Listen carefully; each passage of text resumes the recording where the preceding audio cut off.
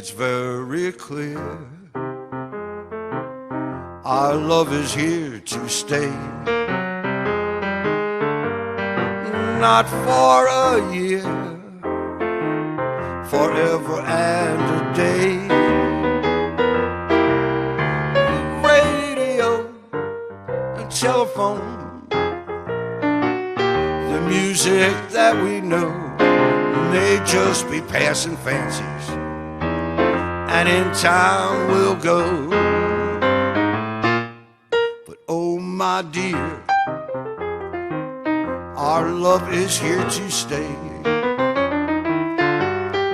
forever we're going a long, long way. And in time the Rockies may crumble, Gibraltar may tumble, they're only made of clay. Our love is here, our love is here to stay.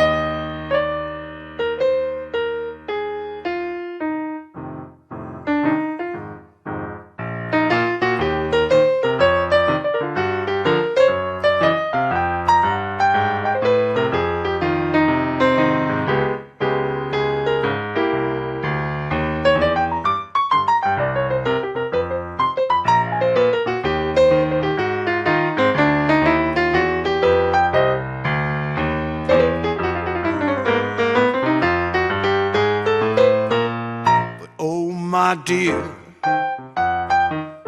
our love is here to stay, forever we're going a long, long way. In time the Rockies may crumble, Gibraltar may tumble, they're only made of clay. Our love is here, our love is here to stay.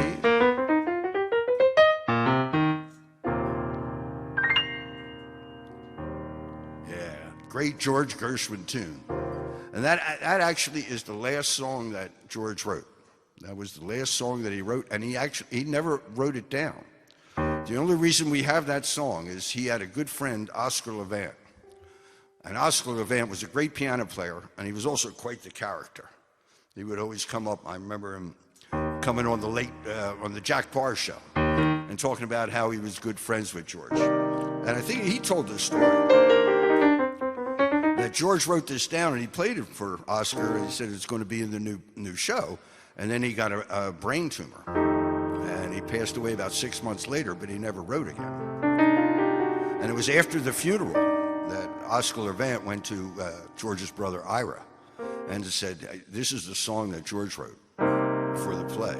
And Ira Gershwin put the lyrics after George had already passed away.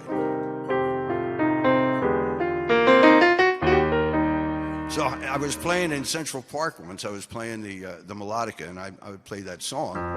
And this old guy was coming by. He was in a wheelchair, and the guy was pushing him, and he was walking by slow. And he stopped, and he was listening while I was playing the song. So as he walked by me, and he was going out of the park, I just said to him, offhand, I said, by the way, that was the last song that George wrote, because, I just like to share the info that I got.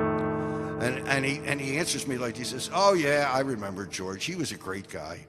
And he started to tell me all these stories about Hart, Rogers and Hart, Larry Rogers, or it was Larry Hart, I forget which one, but anyway, he started talking like they were his buddies. I never saw him again. I don't know who he was, but it just cracked me up. In New York, you never know what's going to happen.